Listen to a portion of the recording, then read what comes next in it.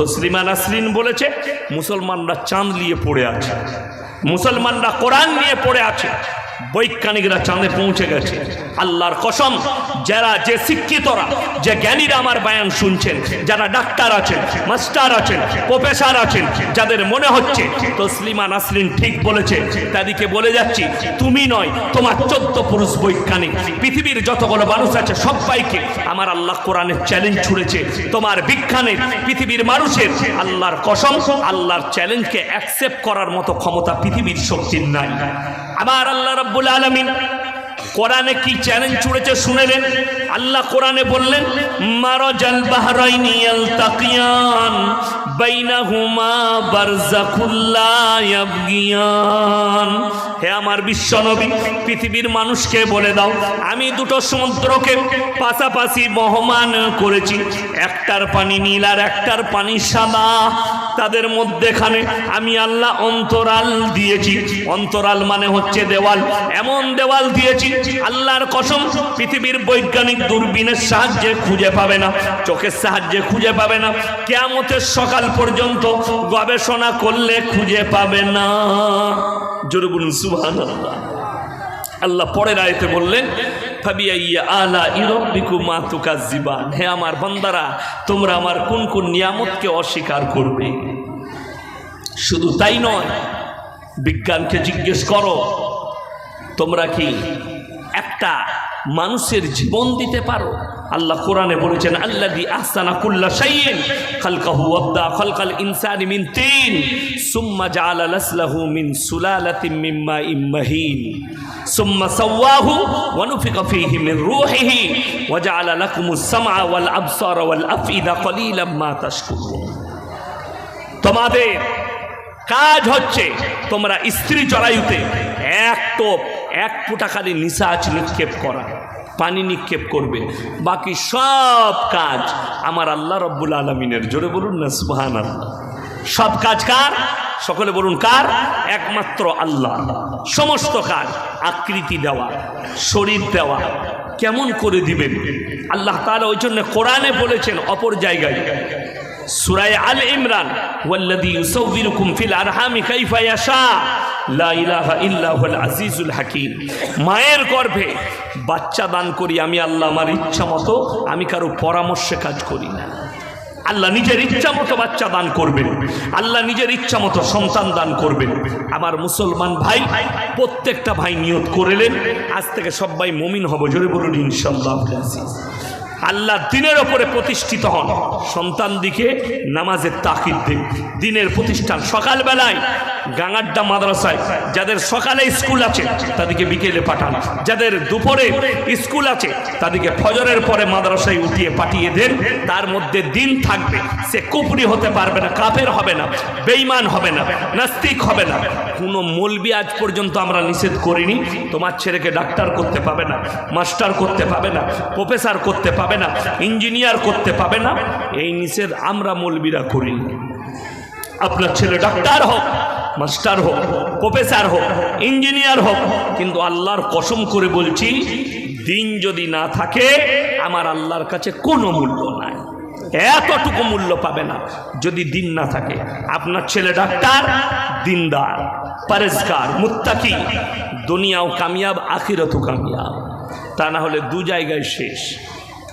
এই ভারতের মাটিতে যতগুলো দুশ্মন ইসলামের দেখতে পাচ্ছেন, ম্যাক্সিমাম দুশ্মনগুলো সব মুসলমান ঘরে জন্ম নিয়েছে, একটা অমুসলিম ঘরে নয়।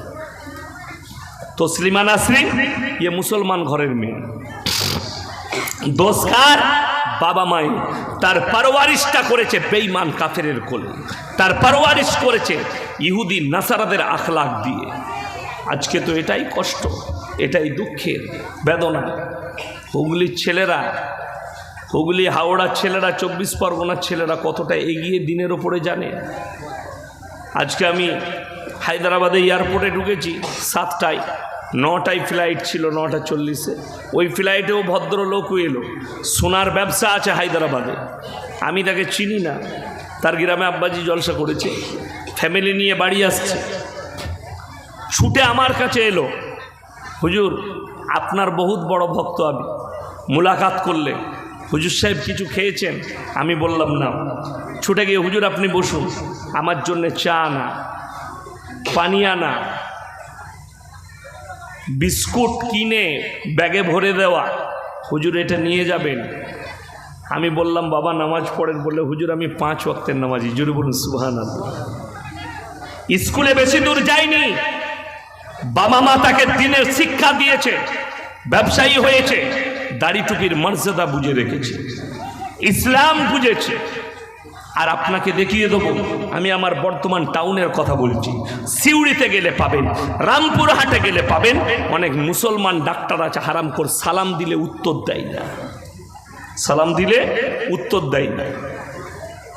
আমার সঙ্গে একটা ঘটনা, এয়ারপোর্ট থেকে নেমে আমি ধর্মতলায় এলাম, ভলভো বাসে চাপলাম।